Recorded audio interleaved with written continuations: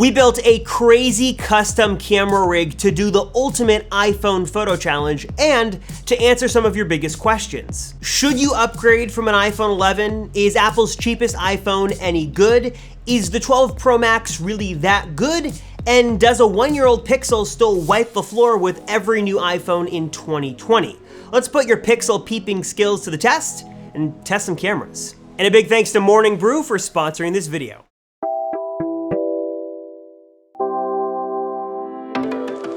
So when I say we built this crazy custom rig to do this test, I mean, we really did build this crazy custom rig to do this test. And I think before we really get into the photo samples and to kind of show you the differences between these phones, we need to talk about what's really at the heart of all this, what phones we're using, what phones we're testing, and why we chose the specific phones we did. So of course in 2020, it only makes sense to test all of the brand new iPhone 12s, everything from the 12 mini all the way up to the flagship 12 Pro Max, which is supposed to pack, at least on paper, the superior camera to all other iPhones, and I really wanted to put those claims to the test. I also wanted to see how last year's iPhone would stack up to this, not even the flagship, just the regular iPhone 11, which is still a very capable phone and still packs a very capable camera. Wanted to see how that stacked up to the 12 series, and also test out Apple's cheapest iPhone here in 2020, the iPhone SE version 2. This packs one single camera, but it's supposed to be a really good camera, and we've seen in our tests that it's a very capable camera system, despite only having one lens. And again, I just wanted to see how it kind of stacked up to the latest and greatest 12 series here in the latter part of 2020. But I couldn't just stick with iOS only. I wanted to throw some Android competition in there as well to kind of fill out the slots on this rig. So I went with two strategic picks for Android phones. I went with the Pixel 4, specifically because this is last year's model. This is Google's flagship phone of 2019, but it still has a really good camera system. It has great pixel perfect processing. And also you can pick up this phone used for like $300 on Swappa and other phone sites. So still a really good deal. And I also wanted to test one of the latest and greatest from Samsung. This is the Galaxy S20 Ultra, one of their top tier, top of the line camera systems that's supposed to be the most versatile and kind of show the best that Samsung has to offer here in 2020. So how this is going to work is we're going to assign each of these 8 phones a random letter from A through H. And I also just want to point out that these phones are set up clean out of the box, completely from scratch, and all the camera systems are set on automatic. There was no manual adjustments, there was no tap to expose. Everything was done automatically, letting the camera do its thing, and no intervention was done on my end. So all of these phones are starting from the exact same place, a clean slate, right from the beginning, and all on automatic. So for this first image here, I wanted to kind of give all these phones the best shot possible, kind of giving them the best lighting scenario that you could have. It's a bright, sunny, beautiful day in sunny Southern California. You've got blue skies, and this is around 2 o'clock in the afternoon, so still plenty of sunlight, and kind of shooting down this alleyway to give us a good look at what the best possible scenario from each of these phones really looks like. And just kind of looking at all these photos on first glance, they all look really good.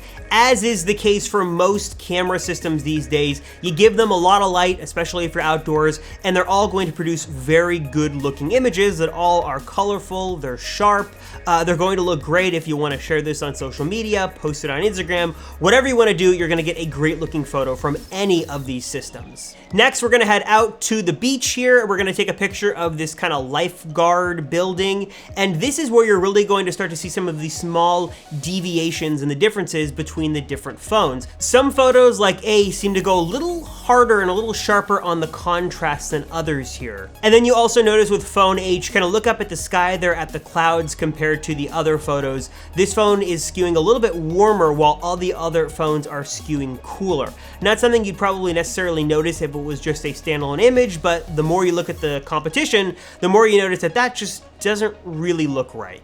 But all in all, still great photos. All of these phones are doing a fantastic job, and I'd be happy with a photo from all of these different phones. Before we continue, I gotta tell you about 3 things that I do every morning. I make a cup of coffee, I check my phone for any notifications I might have missed, and then I kind of, not too proud to admit this, kind of endlessly and aimlessly just scroll through social media, trying to get an idea of what's going on in the world, but really I'm just kind of wasting time. If you're like me and you're looking to make a change, do what I did and subscribe to Morning Brew. It's a 100% free newsletter delivered directly to your inbox every Monday through Saturday that gives you the most important news of the finance world, the business world, and of course, my favorite, the tech world. And one of the things I love most about Morning Brew is I can read through the whole thing in just about 5 minutes, or in my case, just the amount of time it would take me to drink my first cup of coffee in the morning. It's also important to know that Morning Brew is not some regurgitation of headlines and big blocks of text written by robots. These are hand-picked stories written by humans for you. These are the most important stories you need to know about,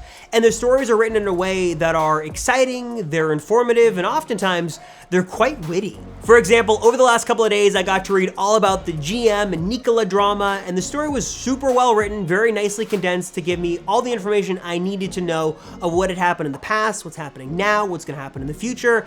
And I also got to learn all about the online sales of brick and mortar stores and how in some cases, sales are up 95% over the last couple of months. That's crazy. So learn more about Morning Brew today and subscribe for yourself. Hit that link right down below in the description to learn more. Again, this is 100% free, does not cost you anything. It's gonna automatically go to your inbox and just takes a couple of clicks, your email address, and you'll be all signed up and good to go. So hit that link right down below to learn more and subscribe for yourself to Morning Brew.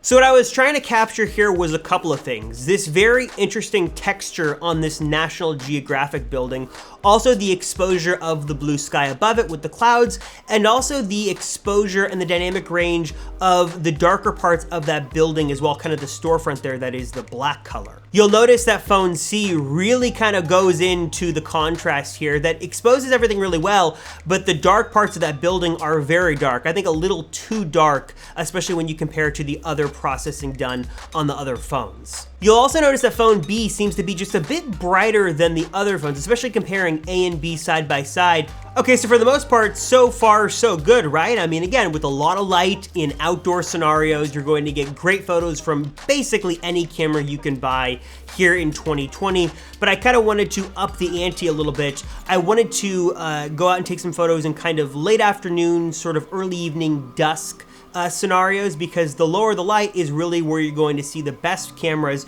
really shine and outperform the others, while the systems that aren't well equipped are really going to fall apart very fast. And that is exactly what you see with this first sort of mixed light, lower light scenario here outdoors. You'll notice immediately phone C really seems to kind of fall apart here right off the bat. Again, if you were to go in and manually adjust this, you could correct this image and make it look okay, but comparing apples to apples with everything set to automatic, photo C just does not look good at all. It's just too dark. Also interesting to note that all of the other phones tended to skew warmer, while phone A tended to skew a little cooler, which I happen to prefer in this scenario. I can't exactly remember what the precise color temperature was outside, but A looks a lot more true to life, and it just looks a little bit better. I think the cooler tones here look a little bit more natural than the warmer tones on all of the other phones. Next, going into even less light, this is again where you start to see the better camera systems really outperform the ones that are weaker. Again, you have a situation here where phone C is just not performing with the rest of the group. Again, I think if you were to go in and edit this, you could recover this and make it a much more usable image, but in fully automatic mode, it's just not looking good at all, especially when compared to the other 7 phones. Again, phone A is skewing a little cooler in this situation than the other phones, but I actually kind of prefer the warmer tone of all of the other phones in this particular scenario. Just looks a little bit more lifelike, a little more true to life than the cooler tones on phone A. This is one where I'm curious to hear what you guys have to say. Pause this screen, do some pixel peeping, take a look at this in 4K, and let me know if you see any difference in sharpness between one phone or the other. This was one where I really kind of started to pixel peep, and I'll come back to this a little later, but I could see a little bit more sharpness in some phones, especially in the rocks down there in the water reflection, than others. So pause, take a look for yourself, and let me know what you think. And last but certainly not least, let's switch over to night mode for the last 2 shots and really see if these cameras are going to do great or really start to fall apart. So all of these phones are in their night mode equivalent depending on their operating system. And I gotta say, for as much as C started to fall apart there near the end of those last couple of pictures, it really holds its own in this night mode scenario. Phone H though is obviously the worst of the bunch here, does not look very good, it's barely in focus, and the night mode effect on that phone is just very, very weak. It does not have sort of that long exposure look of the other 7 phones. So this is inside of my office with all of the lights off except for the salt lamp on the shelf and a little bit of light from one of the monitors on my desk. And this is really where you start to see the professional, superior systems compared to the systems that really fall apart in low light. Phone C did a good job in that last picture, but this one, again, it's starting to fall apart. It just could not correctly expose for the salt lamp on the shelf. It's not really in focus and just is one of the worst looking images of the group. Phone H though is right there with it. It's dark, it's not in focus. This might actually be the worst one from the group, just does not look good at all. Again, the night mode on this phone is just really not very good. All of the other phones do a really good job, but I think my favorite here is Phone B. It's crooked, that's totally my bad, but it does do a good job with exposure, with detail, and you'll notice it's like one of the only ones that's not overexposing the salt lamp on the shelf. It seems to do a really good job, and there is no kind of haze or bloom around that light. It's exposed correctly, and Phone B, I think, is the winner in this scenario. Looks really good. And finally, I'm gonna do a quick little video test of all of the different video modes on these phones. Here's the first one, it's out on the beach. Here's kind of a video sample test of all the different phones. And then here is a low light example of all the different phones with almost no light, but kind of the car headlights as they pass by. All right, and those are the samples. So I'm really curious to know what your guys' thoughts are on which of these phones did the best, which one did the worst. Get your kind of final tallies together. And now let me reveal which phone was what. So I'm gonna throw the samples back on the screen, and now those letters are going to fade away, and this is what the phone was that corresponded to that random letter. First, let's just get it out of the way. There was obviously a difference here between iOS and Android, and as good as both the Pixel 4 and S20 Ultra were, I mean, they were very good contenders and very solid contenders. Quickly, as the light started to go down and diminish, you started to see one was superior to the other, and that was certainly where the Pixel 4 really shined, no pun intended there. The S20 Ultra, for as good of a camera as it is, really started to fall apart in kind of that dusk, lower light scenario, while the Pixel 4 still held its own quite well.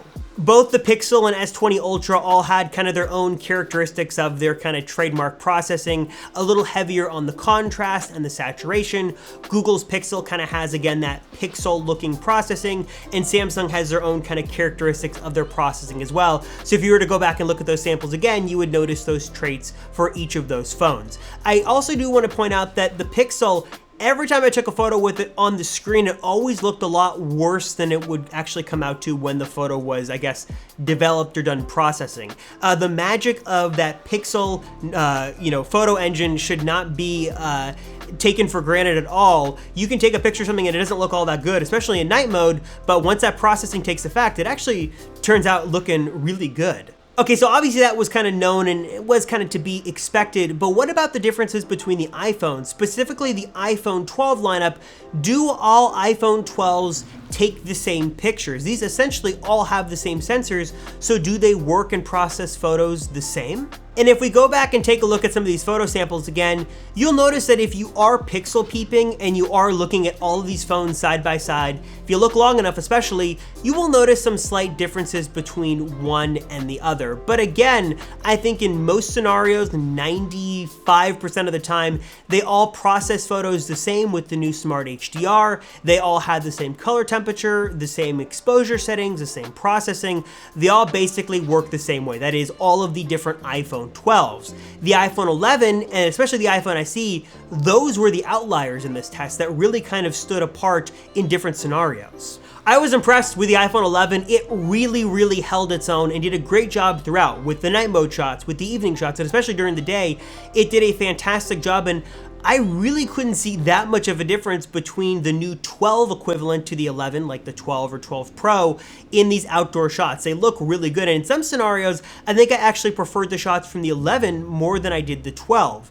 The iPhone SE, the story is a little different. It did a fantastic job with a lot of light. The outdoor shots, it looked really good. Even in those lower light scenarios outside, kind of with this wider shot, and especially at this one kind of down by this waterway, it did a really fantastic job and really held its own. but the lack of a night mode is really going to hurt it when it comes to those situations where you're gonna wanna use night mode. Especially those last two shots with the cars outside and the dark shot in my office. Without a night mode, it just really falls apart. So give this phone a lot of light, it's gonna do a fantastic job. But without a night mode, it's not gonna be good for ultra low light shots. Something else I was really curious to test was the superiority or lack thereof of the 12 Pro Max camera system. Again, this has sensor shift stabilization. It has the larger main sensor. I really kind of wanted to put this to the test and see if I could notice any difference. And in situations with a lot of light, you really don't see a lot of differences. Maybe there's a little bit more detail in the 12 Pro Max photos than others, but I did notice a more discernible difference in the lower light scenarios. It did the best job with the shelf. It exposed the salt lamp correctly. It had the most detail. There definitely is a difference, and there is an advantage to having this larger physical sensor. Though I think in my testing and in kind of my use case, the differences only really matter in the lowest lighting conditions or in the worst lighting conditions. Outside with a lot of light, it's gonna look very, very similar to what you have with the 12 Pro, the 12, even the 12 Mini, and I'm not sure if the difference is really worth it for most people. All right, so I'm really curious to hear your guys' thoughts. Which phone do you think did the best out of all these tests? Was there one winner that was clear throughout all the tests? Was there one that was better in certain situations than others? And do you really think the 12 Pro Max is that much better than the other iPhones? Or is the $400 iPhone SE still a really good buy, especially when you compare it to other phones much, much more expensive than what it's going for? Anyways, curious to hear your guys' thoughts. Let us know in the comments down below. As always, thank you so much for watching. I am Robert Rosenfeld from the Apple Circle, and I'll see ya in the next one.